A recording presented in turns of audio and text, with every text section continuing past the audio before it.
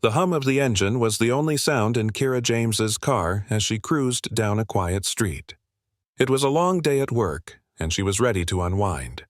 Her mind wandered to the simple joys waiting for her at home: her cozy couch, a cup of chamomile tea, and a new mystery novel she had just picked up. But then, the flash of blue and red lights jolted her back to reality. "What?" she thought, her heart skipping a beat. Kiera glanced down at the speedometer. She was well within the limit. So why was she being pulled over? She eased the car to the side of the road, her hands gripping the steering wheel.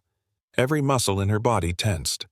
The flashing lights reflected off her rearview mirror, and the air suddenly felt thick with tension. The officer, a stern-looking man with his hand hovering over his belt, approached the window. "License and registration," he barked. Kiera handed over the documents without a word, her mind racing. She knew better than to make any sudden movements. She kept her hands visible, her heartbeat quickening as another officer approached from the passenger side. "What's the problem, officer?" she asked, her voice steady, betraying none of the nerves knotting her stomach. "You were speeding," the officer said, though there was no evidence of it. Kiera furrowed her brow. "I'm pretty sure I was under the limit, officer. Could you clarify?" The officer's eyes narrowed. "Are you questioning me?" Kiera felt her pulse in her ears, the weight of the moment pressing down on her. She wasn't just a woman in a car, she was a black woman in a car, and she knew what could happen next if this encounter spiraled out of control. But instead of shrinking in fear, she took a breath, readying herself for what was about to unfold. The tension in the air was electric. The officer's aggressive posture made it clear that this wasn't going to be a routine traffic stop. Kiera knew this was bigger than her. This was about something much deeper, something systemic. As the second officer approached, the confrontation was about to take a turn no one expected. Kiera's pulse quickened as the second officer reached her passenger side window, his hand resting on his holstered gun. The air between them seemed to crackle with unspoken tension. She knew she had to remain calm, but her mind raced with worst-case scenarios, each one more terrifying than the last. "What's the problem here?" the second officer asked, his tone as cold as the night air. He leaned in, trying to peer into her car as though searching for a hidden threat. "I've already handed over my license and registration," Kiera replied, her voice firm but controlled. "I don't understand why I was pulled over. Could you please explain?" The first officer shifted his stance, his eyes narrowing. "You were speeding, and now you're resisting. Is there something in this car we should know about?" The accusation landed like a blow, and Kiera's heart sank. Resisting?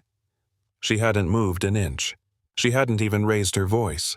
She could feel the familiar knot of fear tightening in her chest, but she took a deep breath, willing herself to stay composed. This wasn't the first time she had been stopped for no reason, but something about this encounter felt different, more dangerous. "I've complied with all your requests," Kiera said, choosing her words carefully. "I've handed over my documents and I'm not resisting. I'd just like to understand what's going on." The officers exchanged a glance, their expressions hardening. The second officer, now visibly agitated, shone a flashlight into her car, scanning every inch of the interior as if expecting to find something incriminating. "Step out of the car," the first officer ordered, his voice low and threatening. Kiera's stomach flipped. She knew her rights, and she knew this request was unjustified. She hadn't committed any crime, and yet here she was, being treated like a criminal. She thought of all the stories she'd seen on the news, people just like her who hadn't made it home after encounters like this. But this time, Kiera refused to let fear dictate her actions. "I don't understand why I need to step out of the car," she said, her voice clear and steady. "I haven't done anything wrong. Am I being detained, or am I free to go?" For a moment, the officers seemed caught off guard by her response. It wasn't what they had expected. The first officer's jaw clenched, and he took a step closer to the driver's side window, his face now inches from hers. "I said," he growled, "step out of the car." Kiera could feel the weight of the situation bearing down on her, but she didn't back down. She knew that every word, every move she made could determine how this encounter would end. Her mind raced, searching for the right words, the right action, to defuse the situation without compromising her dignity. "Am I under arrest?" she asked, refusing to break eye contact with the officer. The question hung in the air, thick with tension. Bystanders on the sidewalk had begun to slow their steps, taking out their phones, recording the scene as it unfolded. Kiera could see them out of the corner of her eye, but she kept her focus on the officers.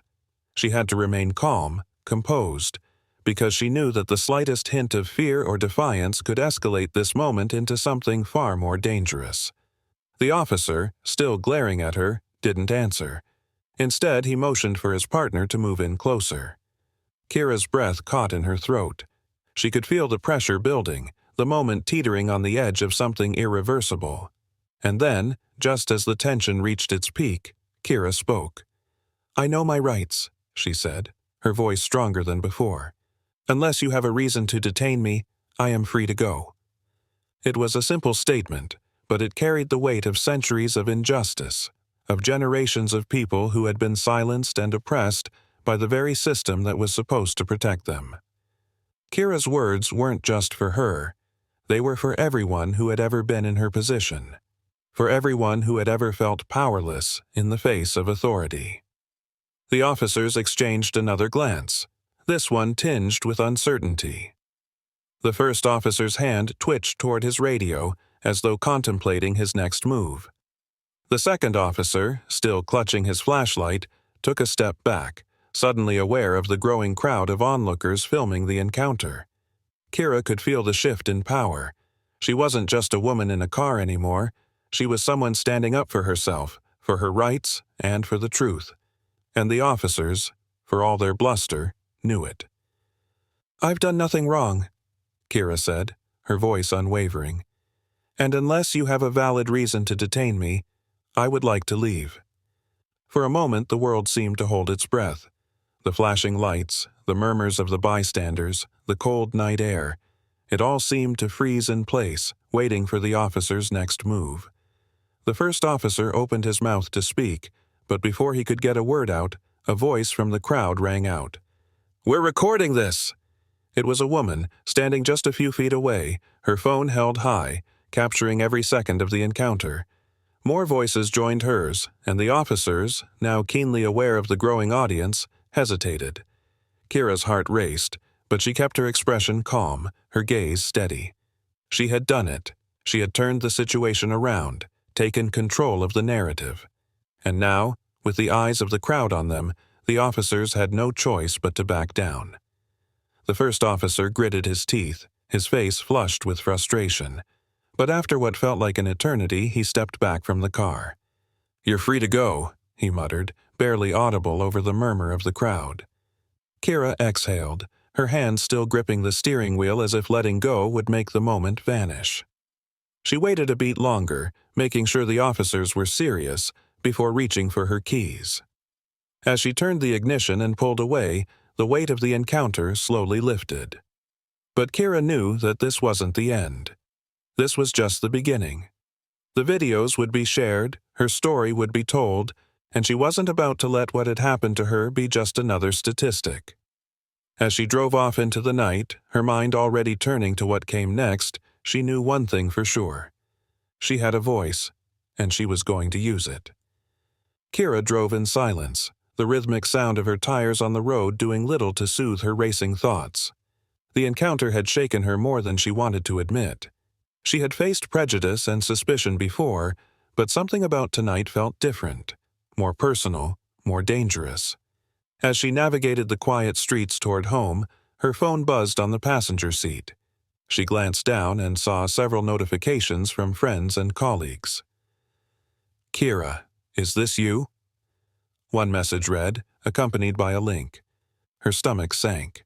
She knew before even clicking the link that the video of her encounter had already begun circulating. She pulled into her driveway, cutting the engine, and stared at her phone screen. The world outside her car felt distant and unreal, like a stage she'd just stepped off after playing a role she never wanted. With a deep breath, she tapped the link. The video was just over 2 minutes long, but it captured everything. The flashing lights, the officer's aggressive posture, and most of all, her calm but firm refusal to be intimidated. She watched as the woman's voice, "We're recording this," echoed across the screen, and the officers, caught in the act, backed down. The video had already been shared thousands of times. Social media comments poured in, a mixture of outrage, support, and, inevitably, hate. Her heart pounded as she scrolled through the responses. She handled that so well. Much respect. This is why we need police reform. Those cops thought they could get away with it until she shut them down. But then, inevitably, there were others. Another entitled woman playing the victim card. "She's just looking for attention. Why didn't she just do what the cops said?" Kiera's hands tightened around her phone. She knew this was going to happen. That no matter how justified she was, there would always be people willing to twist the narrative, to make her the villain in a story where she was only trying to survive. But the support, the voices standing up for her, were louder. And as she watched the video again, seeing herself hold her ground against the officers, something shifted inside her. The fear that had gripped her on the roadside was fading, replaced by something else: determination. This wasn't just about her anymore. This was about something bigger. Kiera set her phone down and leaned back in her seat. She had a decision to make. She could let this incident fade into the noise of 1,000 other viral videos, or she could turn it into something more. She could become the voice that others, like her, had been denied. Before she could fully process her thoughts, her phone rang. It was Lisa McAllister, a colleague and friend who worked as a civil rights attorney. "Kiera, are you okay?" Lisa's voice was filled with concern. "I saw the video. It's everywhere." "I'm okay," Kiera said, though even as the words left her mouth, she wasn't sure if they were true. "It was intense, but I'm fine." Lisa sighed on the other end of the line. "Listen, I don't know if you've seen the news, but that video is blowing up. It's not just going viral. News stations are picking it up. People are talking about it. This is becoming a major story." Kiera's breath caught. She hadn't expected it to spread so quickly. She hadn't expected it to become news. "I know this is a lot," Lisa continued, her tone softening, "but this could be an opportunity. You stood up to those officers in a way that's resonating with people. This could be the moment to push for real change." Kiera closed her eyes, the weight of the situation pressing down on her. She had never wanted to be in the spotlight, never asked for this kind of attention. But deep down, she knew Lisa was right. This was bigger than her. She had a chance to use her voice, not just for herself, but for everyone who had ever been stopped, questioned, or worse because of the color of their skin. "What do I do, Lisa?" she asked, her voice barely above a whisper. There was a pause on the other end of the line before Lisa responded. "You speak out, you tell your story, and you don't back down." The next morning, Kiera awoke to a flood of messages and missed calls. Her phone buzzed with notifications from media outlets, civil rights organizations, and strangers offering their support. She could hardly keep up with the deluge of texts and emails pouring in from every direction. One message, however, stood out. It was from Susan Williams, a producer at a major news network. Susan had seen the viral video and wanted to interview Kiera for a special segment on police reform. Kiera's hand trembled as she held the phone, staring at the message. She had never imagined herself in front of a camera, much less on national television. But Lisa's words echoed in her mind. "You don't back down." After a moment of hesitation, she typed out a response. "I'd be happy to speak with you." Within hours, Kiera found herself sitting in the sleek, air-conditioned studio of the news network. The bright lights and camera lenses felt invasive, but she steeled herself. This wasn't about her comfort. It was about the message. Susan, a sharp-eyed woman with a commanding presence, smiled warmly as they sat down across from each other. The cameras were already rolling. "Kiera James, thank you so much for joining us today," Susan began. "Your story has captivated the nation, and many people are hailing you as a voice for change in the fight against police brutality. Can you walk us through what happened that night?" Kiera took a breath, feeling the weight of every viewer watching from home. "It was like any other evening. I was driving home, and out of nowhere I was pulled over. I knew I hadn't done anything wrong, but the way the officers approached me, it was clear they weren't interested in what I had to say. They were aggressive, intimidating, but I stayed calm, and I knew I had to stand my ground." Susan nodded, her expression serious. "Your composure under pressure is what so many people are admiring, but we've also seen comments online from people who suggest that you should have just complied with the officer's demands. What do you say to that?" Kiera's jaw tightened. She had expected this question. "I understand why some people might think that," Kiera said, choosing her words carefully. "But this wasn't about compliance. This was about my rights, about knowing when something is wrong and standing up against it. Too many people, especially in the Black community, have been told to just comply, to just go along with what's happening, even when it's unjust. But that's how injustice continues. Sometimes you have to speak up, even when it's hard. Especially when it's hard." Susan leaned forward, her eyes intent. "Do you feel like this incident is part of a larger pattern in policing?" Kiera nodded. "Absolutely. What happened to me is just one example of what's happening across this country. This isn't just about me, it's about the system, and that system needs to change." As the interview continued, Kiera could feel the power of her words taking hold. She wasn't just telling her story. She was shaping a narrative that resonated far beyond her own experience. By the time the interview ended, Susan looked at her with a kind of respect that Kiera had never seen from someone in the media. "You're a powerful voice, Kiera," Susan said as they stood up to leave. "Don't let this moment pass." Kiera left the studio feeling a strange mix of exhaustion and exhilaration. She had done it. She had shared her story on a national platform. But she knew this was only the beginning. The real fight was still ahead. As she walked out into the bright sunlight, her phone buzzed again. This time it was Lisa. "Kiera, that interview was incredible," Lisa said, her voice filled with excitement. "You have no idea how many people are reaching out now. Civil rights groups, activists, politicians.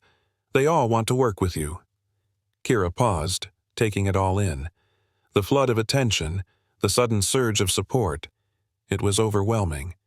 But deep down, she knew that this was her moment. She had stepped into the spotlight, and now there was no turning back. "What's the next step?" Kiera asked, her voice filled with newfound determination. Lisa smiled through the phone. "We fight." As Kiera's interview spread like wildfire, the story began to take on a life of its own. The video of her traffic stop continued to rack up millions of views, but it wasn't just the clip that captured people's attention. It was the bystanders who had been there too. The woman who had shouted, "We're recording this!" became a central figure in the narrative. Her name was Jada Thompson, a local community organizer who had been walking home when she witnessed the encounter. It was her voice, steady and clear, that had shifted the balance of power in that moment. Now, as the video gained traction, people began to reach out to Jada, praising her for her courage in standing up and recording the incident. But Jada wasn't interested in praise. For her, it was about one thing: accountability. "I didn't do anything special," Jada said in an interview with a local news station. "I did what anyone should do when they see something wrong happening. We need to hold those in power accountable, and we do that by being witnesses, by not staying silent." Kiera watched Jada's interview with admiration. The two women had never met before that night, but now they were linked by something bigger than either of them could have imagined. Kiera reached out to Jada, inviting her for coffee, and they met in a small cafe on the edge of town, away from the noise and attention. Jada arrived with a calm, confident presence that immediately put Kiera at ease. She was in her mid-20s, with short, natural hair and a determined look in her eyes. As they sat down with their drinks, there was an unspoken understanding between them, two women who had been thrust into the spotlight, bonded by a shared experience. "Thank you," Kiera said, her voice sincere. "I don't know what would have happened that night if you hadn't been there." Jada waved a hand dismissively. "Don't thank me. I was just doing my part. You're the one who kept your cool in a situation that could have gone sideways real fast." Kiera smiled, appreciating the humility. "Still, it's because of you that the world knows what really happened. I think we need more people like you." Jada took a sip of her coffee, her eyes thoughtful. "I think we need more people like both of us. People who aren't afraid to speak up when they see something wrong. And honestly, I think this is just the beginning. We've got a platform now. We've got people listening. The question is, what do we do with it?" Kiera had been asking herself that same question ever since the interview aired. She knew that she couldn't go back to her normal life, not after everything that had happened. But she also didn't know exactly what her next steps should be. "We fight," Kiera said, echoing Lisa's words. "But I don't know where to start." Jada leaned back in her chair, her gaze sharp. "We start by organizing. You've already got a voice. People are listening to you. Let's use that to bring more attention to what's going on, not just with your case, but with the whole system. We need to show people that this isn't just about one traffic stop. This is about a pattern, a system that's broken." Kiera nodded, the idea resonating with her. She had always known that this was bigger than her, but now, sitting across from Jada, she began to see the full scope of what they could accomplish together. "So, we organize," Kiera said. "What's the plan?" While Kiera and Jada began strategizing their next moves, the police department was reeling from the backlash. The viral video had sparked an internal investigation, and the officers involved were placed on administrative leave pending further review. But for Kiera, that wasn't enough. Sitting in Lisa's office a few days later, Kiera reviewed the documents Lisa had gathered. The investigation wasn't just focusing on the officers who had stopped her, it was looking into a pattern of misconduct within the department. Complaints of racial profiling, excessive use of force, and harassment had been filed against several officers, and Kiera's case was the catalyst that brought them to light. "This goes deep, Kiera," Lisa said, flipping through the stack of papers on her desk. "There's a lot more here than we thought. Your traffic stop was just the tip of the iceberg." Kiera's stomach churned as she read through the reports. Officer Brian Sawyer, the one who had ordered her out of the car, had been involved in at least 3 other incidents of racial profiling in the past year alone. But none of the complaints had gone anywhere. "It's like they've been covering this up," Kiera said, her voice shaking with anger. Lisa nodded. "That's exactly what they've been doing. And now, thanks to your case, we have a chance to expose it." The enormity of what they were facing weighed heavily on Kiera. She had never asked to be in this position, but now that she was here, she couldn't walk away. Too many people had suffered in silence, and she wasn't going to be one of them. "What's the next step?" Kiera asked, her resolve hardening. "We file a lawsuit," Lisa said, her voice steady. "But we don't stop there. We make this as public as possible. The department needs to feel the pressure from all sides. They can't sweep this under the rug if everyone's watching." Kiera agreed. She knew that this fight wasn't just about her. It was about changing the system for everyone who had been mistreated, ignored, and silenced. As they began preparing the lawsuit, Kiera received another unexpected message. This time, it was from an anonymous source claiming to have inside information about the police department. The message was cryptic, but it suggested that her stop that night hadn't been random. It implied that Kiera had been targeted for a specific reason.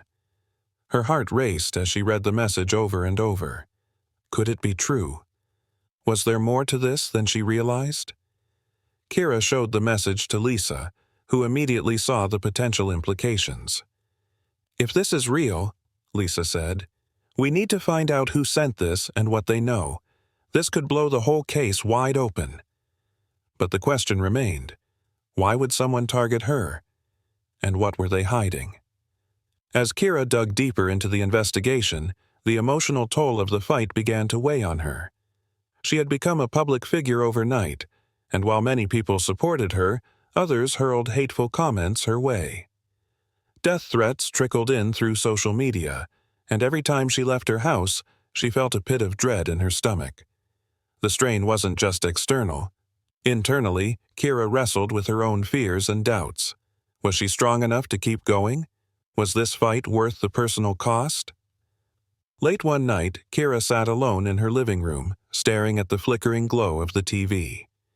News anchors discussed her case in real time, speculating about what might come next.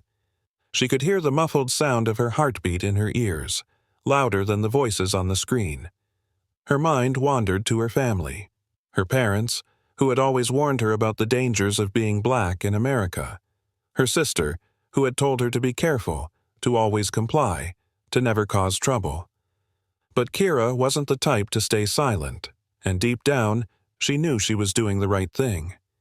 The system had failed too many people for too long, and if she didn't fight, who would? Her phone buzzed again. Another notification. Another opinion. Another person telling her what they thought she should do. But this fight wasn't about them. It was about her. It was about every person who had been stopped, harassed, or worse because of the color of their skin. Taking a deep breath, Kiera made a decision.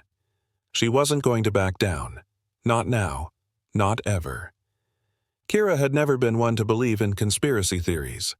But as more information came to light, the pieces of the puzzle started to form a disturbing picture. The anonymous message she had received hinted at something larger, something more sinister than she'd initially imagined.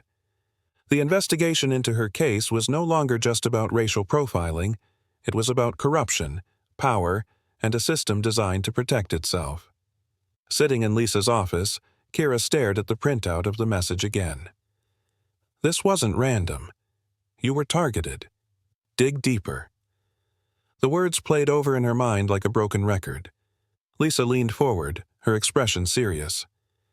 If what this message says is true, then we need to find out why. This changes everything. I don't understand, Kiera said, her voice strained with frustration. Why would they target me? I'm just a regular person. Lisa shook her head. You're not just a regular person, Kiera. You're a black woman with a voice. You're educated, successful, and now you're in the public eye. That makes you a threat to a system that thrives on keeping people like you silent. The words hit Kiera hard. She had always known the system was broken, but she hadn't realized how far those in power would go to protect their interests. As she and Lisa continued their investigation, they uncovered a series of disturbing facts. Officer Brian Sawyer, the one who had initiated the stop, had a history of targeting individuals involved in activism or community organizing. Several of his previous victims had ties to local social justice groups, but their complaints had mysteriously vanished from the system. This can't be a coincidence, Lisa said, flipping through the documents they had gathered. There's something bigger at play here. Sawyer isn't just profiling black people, he's targeting those who are seen as a threat to the status quo. Kiera felt a chill run down her spine.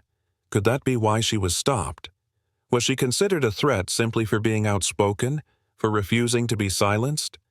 The thought was terrifying, but it also fueled her resolve.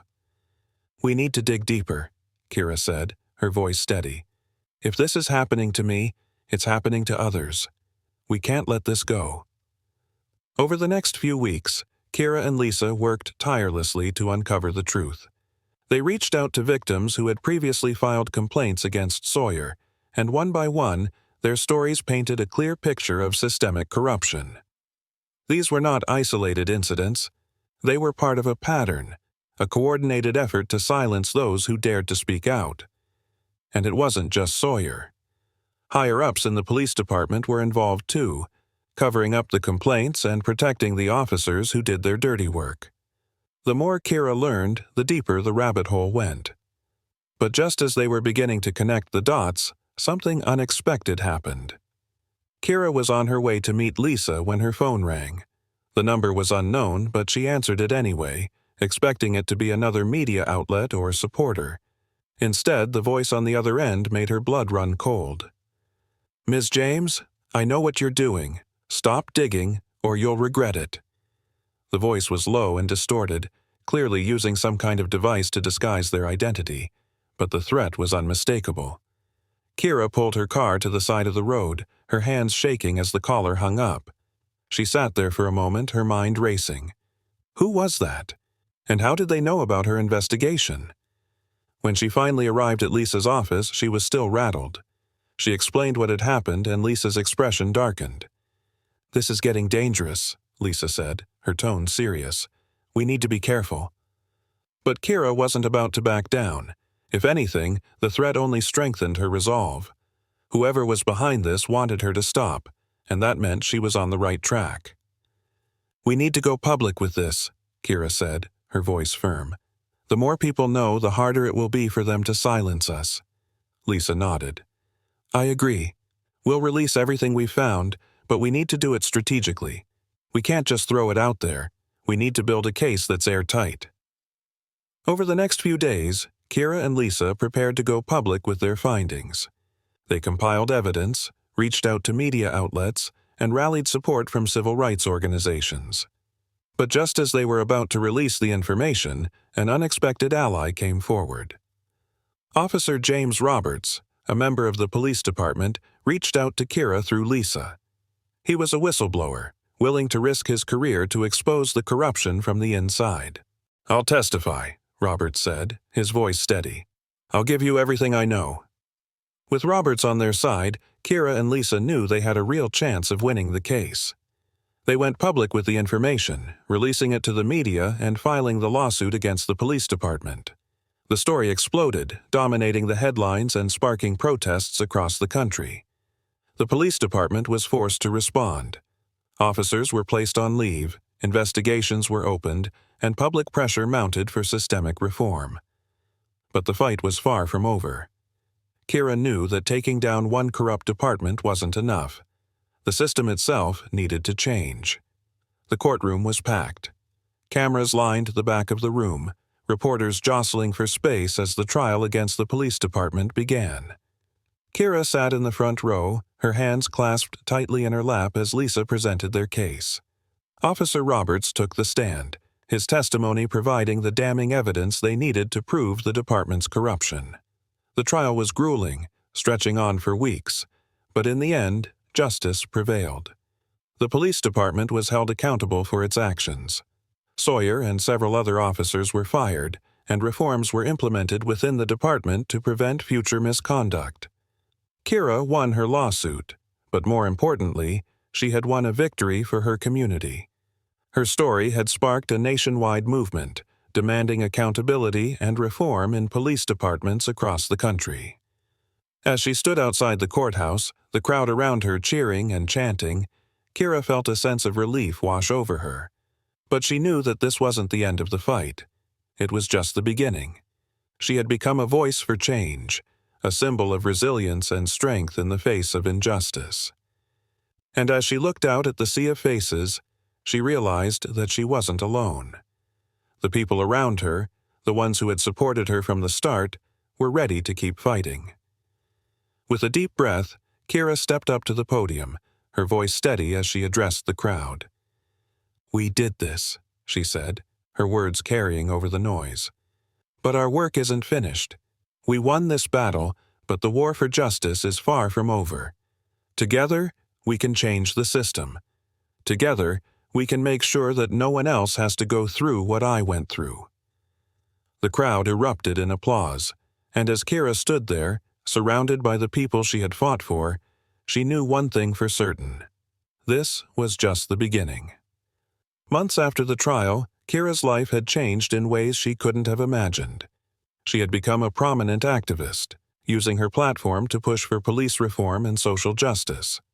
Her story continued to inspire others, and she traveled the country, speaking at rallies, schools, and conferences about the importance of standing up for what's right.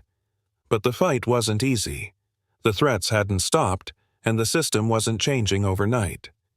There were setbacks, moments of frustration, and times when Kiera wondered if she had the strength to keep going. But every time she felt doubt creeping in, she remembered that night on the side of the road. She remembered the fear, the anger, the uncertainty, and she remembered the decision she had made in that moment, to stand up, to speak out, to fight. And she wasn't going to stop now. Kiera had become a voice for the voiceless, a fighter for justice, and a symbol of hope in a world that desperately needed change. And as long as there was work to be done, she was ready to keep fighting. The end of the story offers a powerful resolution, with Kiera achieving justice and using her platform to push for broader systemic reform. The epilogue highlights that the fight for justice is ongoing, reflecting the real-world struggles for police accountability and racial equality. The overall arc ensures readers remain engaged, with many hooks, suspense, and emotional depth throughout. How do you feel about this conclusion, and is there anything you'd like to adjust? Kiera's journey from a routine traffic stop to becoming a symbol of resilience and change highlights the power of standing up against injustice. Her courage to face a system designed to silence voices like hers ignited a movement that rippled far beyond her own experience. Through every obstacle, threat, and moment of doubt, Kiera showed us that real change begins when ordinary people refuse to accept the status quo. But Kiera's story isn't just hers alone. It's a story shared by countless others, people who have faced discrimination, fear, and abuse, but continue to rise, speak, and fight. Her victory serves as a reminder that while one battle may be won, the fight for justice, equality, and systemic reform continues. Now, more than ever, it's time to take action. If Kiera's story inspired you, don't let it end here. Use your voice. Whether it's advocating for police reform, standing up for those marginalized in your community, or educating others on the importance of justice and equality, you have the power to make a difference.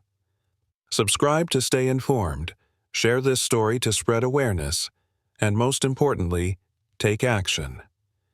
Every step, every voice, and every stand brings us closer to a world where justice isn't a privilege, it's a right. Join the fight. Together, we can create lasting change.